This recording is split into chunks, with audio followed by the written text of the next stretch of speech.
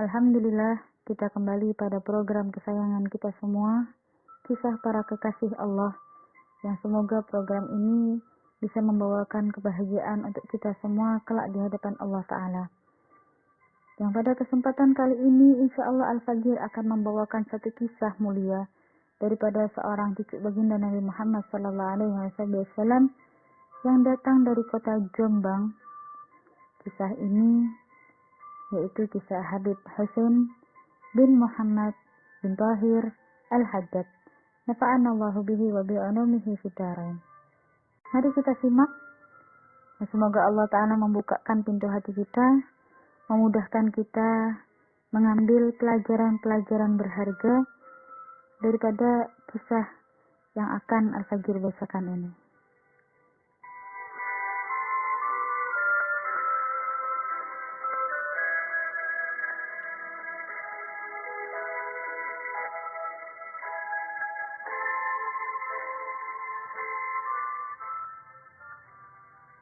Dahulu, kota Jombang dikenal sebagai tempat belajar para santri dari berbagai pelosok Indonesia.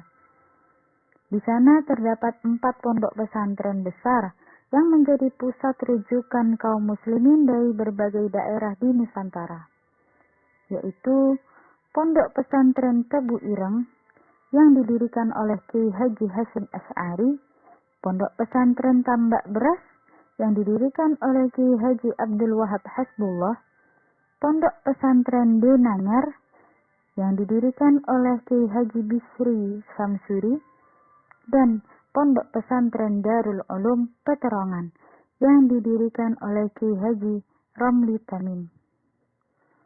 Hal inilah yang kelak menjadikan Habib Husain bin Muhammad Al-Haddad lebih memilih Jombang sebagai tempat singgah terakhir dan sebagai ladang dakwah beliau. Habib Husain adalah adik kandung Habib Alwi bin Muhammad bin Tahir Al-Haddad Bogor. Habib Husain dilahirkan di kota Ghaidun, Hadramaut pada tahun 1302 Hijriah. Sejak kecil beliau telah mendapat pendidikan agama dari ayahnya, Al-Imam Al-Habib Muhammad bin Tahir Al-Haddad, seorang ulama panutan Bani Alawi. Habib Husain tumbuh dalam lingkungan ilmu yang penuh ketakwaan dan kebajikan. Beliau merupakan keturunan dari Sahibul Ratib, Al-Imam Al-Habib Abdullah bin Ali Al-Haddad. Nafa'anallahu bihim wa bi'ulumihim fid dharain. Nasab beliau adalah Al-Habib Husain bin Muhammad bin Tahir bin Umar bin Abu Bakar bin Ali bin Alwi bin Abdullah Sahibul Ratib bin Alwi bin Muhammad bin Ahmad bin Abdullah bin Muhammad bin Alwi bin Ahmad bin Abu Bakar bin Ahmad bin Muhammad bin Abdullah bin Ahmad bin Abdurrahman bin Alwi bin Muhammad bin Ali bin Alwi bin Muhammad bin Alwi bin Abdullah bin Ahmad Al-Muhajir bin Isa bin Muhammad Al-Najib bin Ali Al-Uraidi bin Ja'far As-Sadiq bin Muhammad Al-Bagir ibn Ali Zainal Abidin Nabi Husain bin Ali bin Abi Talib, suami daripada Sayyidah Fatimah Az-Zahra binti Rasulullah sallallahu alaihi wasallam.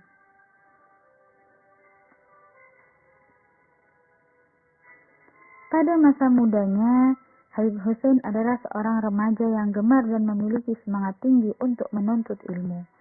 Saat itu beliau tak pernah tertinggal untuk menghadiri majelis-majelis kaum sholihin yang berada di Hadramaut. Ketika beliau pergi ke Tanah Suci untuk menunaikan ibadah haji dan berziarah ke makam datuknya Rasulullah sallallahu alaihi wasallam di Madinah, di sana pun beliau tidak menyia-nyiakan kesempatan untuk menimba ilmu daripada ulama-ulama yang berada di Hijaz. Setelah menetap di Mekkah beberapa waktu, beliau kembali ke Hadramaut.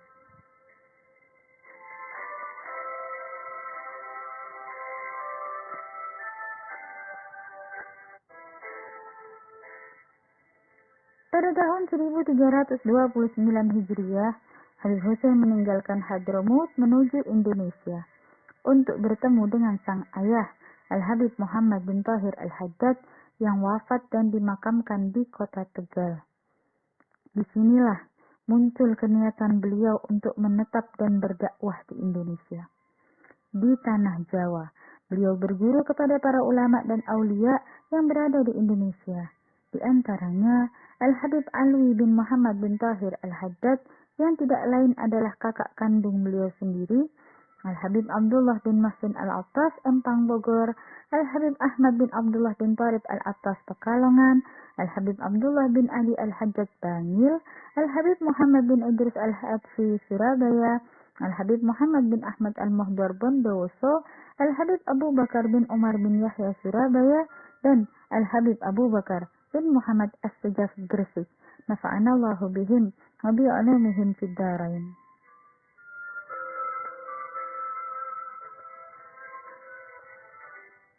Para gurunya itu melihat kesungguhan dan semangat Habib Hussein dalam belajar, sehingga mereka pun memberikan perhatian yang lebih kepada Habib Hussein. Beliau sangat mencintai dan menghormati para gurunya, sehingga mereka sangat mencintainya. Guru yang banyak berperan membentuk karakter dan kepribadian Habib Hussein adalah Al-Habib Muhammad bin Idris Al-Hadfi Surabaya dan sang kakak Al-Habib Alwi bin Muhammad bin Tahir Al-Haddad. Nafa'anallahu bihim wa bi'ulumihim fid dharain.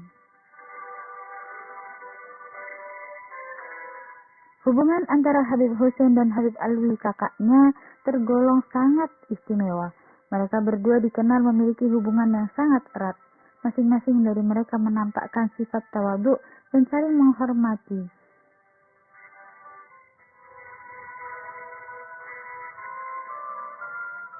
Puncak dari akhlak Habib Hussein yaitu apabila pulang dari rumah kakaknya, beliau berjalan mundur tidak membelakangi Habib Alwi. Pernah suatu hari, Habib Hussein berada di kota Bogor dan bermalam di rumah Habib Alwi. Ketika tidur, Habib Hussein memilih tidur di lantai dan menolak tidur di atas tempat tidur. Beliau takut kalau kakaknya bangun dan menunaikan salat tahajud di tengah malam, sedangkan Habib Hussein belum bangun, di mana beliau berada di atas tempat tidur. Sedangkan kakaknya sedang sujud di lantai.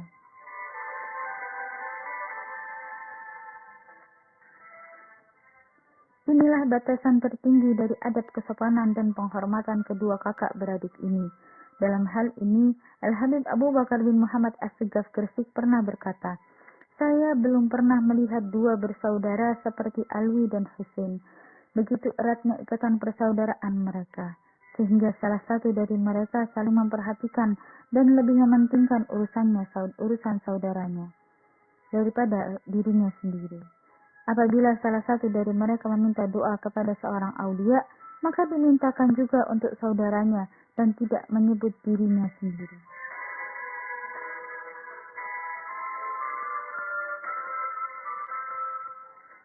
Rumah beliau tidak pernah sepi dari para tetamu yang datang.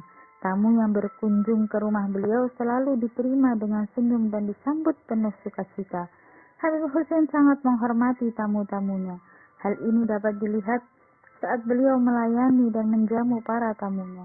Untuk keperluan para tamu yang menginap, beliau yang menimba air untuk mengisi kamar mandi.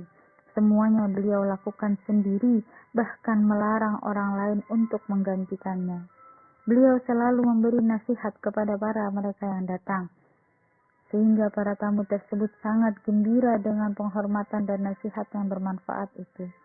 Beliau selalu mewasiatkan agar selalu berbakti pada kedua orang tua atau birrul walidain, khususnya kepada para pemuda. Beliau selalu menceritakan akan kedudukan dan kebesaran yang tinggi di mata Allah tentang berbakti kepada orang tua. Sebagaimana sabda Rasulullah Sallallahu Alaihi Wasallam, ridha Allah itu tergantung dari ridha orang tua dan murka Allah juga tergantung murka kedua orang tua. Habib Hussein menegaskan bahwa Rasulullah Sallallahu Alaihi Wasallam juga memberikan ancaman kepada anak-anak yang durhaka terhadap kedua orang tuanya, sebagaimana sabda Nabi Sallallahu Alaihi Wasallam yang bermakna 3 macam dosa yang surga diharamkan oleh Allah untuk dimasukinya, yaitu orang yang selalu minum minuman keras, orang yang durhaka kepada kedua orang tua, dan dayus, yaitu suami yang membiarkan istrinya berkumpul dengan orang-orang yang bukan mahramnya dan tidak memiliki rasa cemburu terhadap istrinya.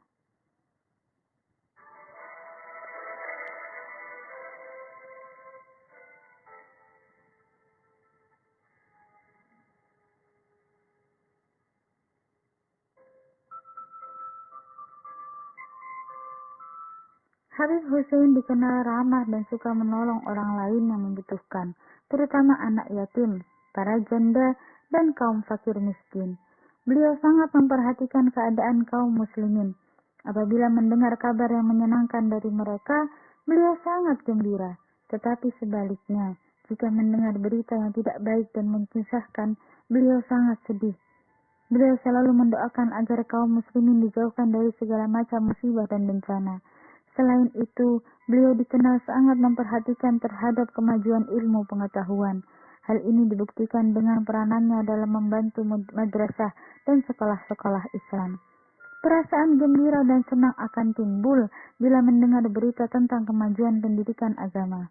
Tetapi beliau akan marah dan menyesal apabila para orang tua tidak mengindahkan dan menomorduakan pendidikan agama terhadap anak-anak mereka. Beliau mengatakan bahwa mereka para orang tua akan menyesal selama-lamanya jika menyaksikan putra-putri mereka jauh dari nilai-nilai ajaran Islam. Habib Hussein banyak mempunyai andil dalam pembangunan beberapa masjid dan madrasah diniyah, di antaranya Masjid Ar-Raudhah di kota Jombang dan Madrasah Islamiyah di Gresik.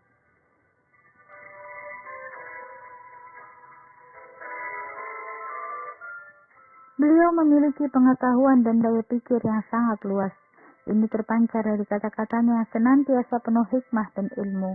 Amaliyah ibadah beliau diantaranya bertafakkur, yaitu merenungkan segala ciptaan Allah dengan memperhatikan segala rahasia dan keajaiban yang terkandung di dalamnya.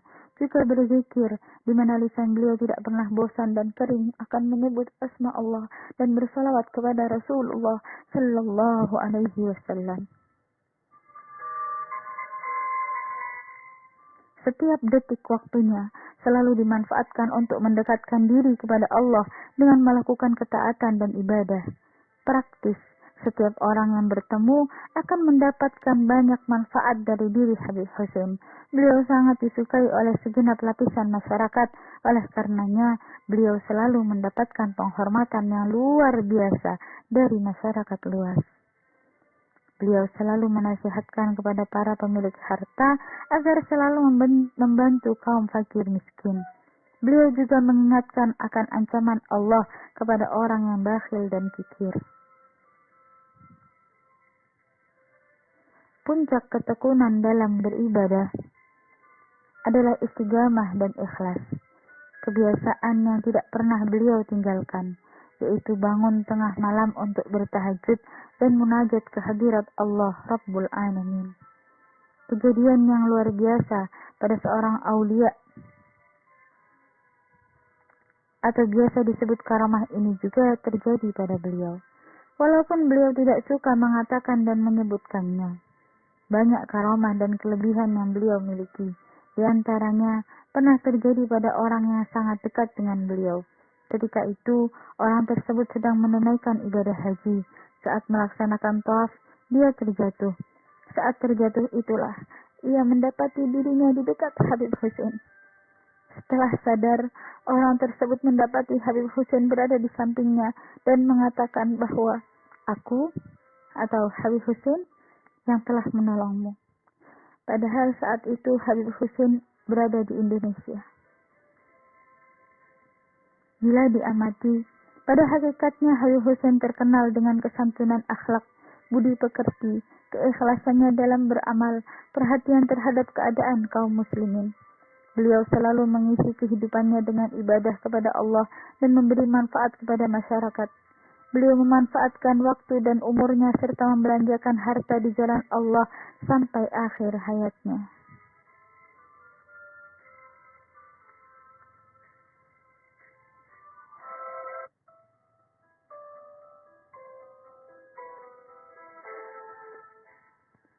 Pada malam Ahad, 21 Jumadis Tsani 1376 Hijriah, Habib Hussein bin Muhammad bin Tahir Al-Haddad wafat di kota Jombang.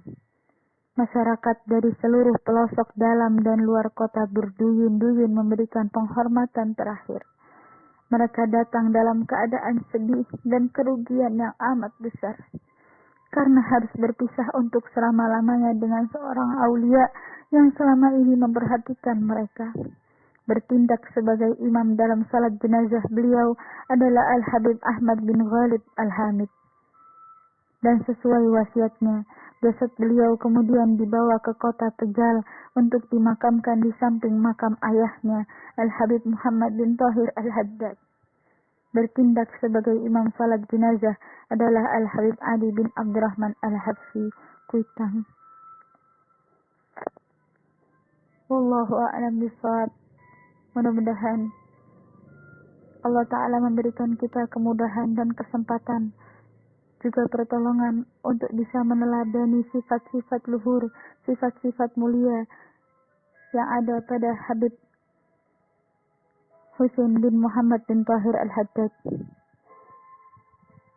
yaitu sangat memperhatikan akhlak, yang mana dikatakan la adaba lahu la ilma lahu.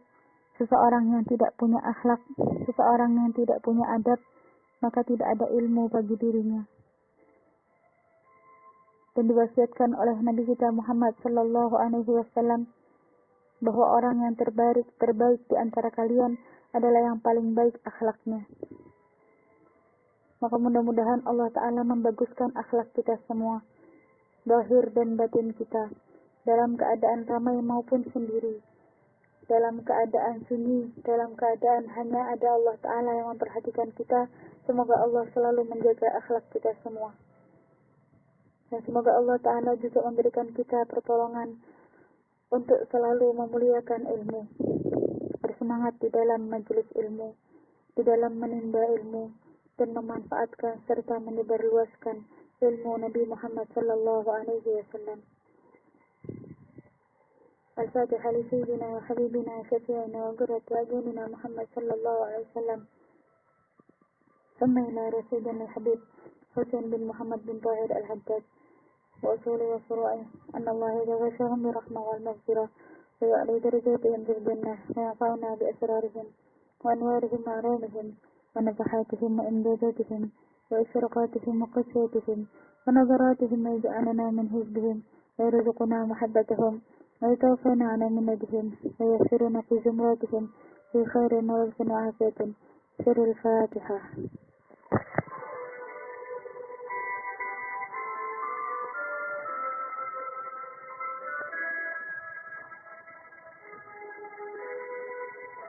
Wallahu a'lam bishawab. Billahi taufiq wal hidayah wal ridha wal inayah. Semoga bisa bermanfaat, terutama untuk diri Al-Fagir dan juga untuk kita semua. Dan mudah-mudahan kita semua istiqamah fi ta'atillah wa rasulih sampai nanti pada akhirnya meninggal dalam keadaan husnul khatimah, didampingi oleh baginda Nabi Muhammad sallallahu alaihi wasallam. Semoga Allah memberikan kita kesempatan untuk bertemu pada kisah-kisah selanjutnya. Wassalamualaikum warahmatullahi taala wabarakatuh.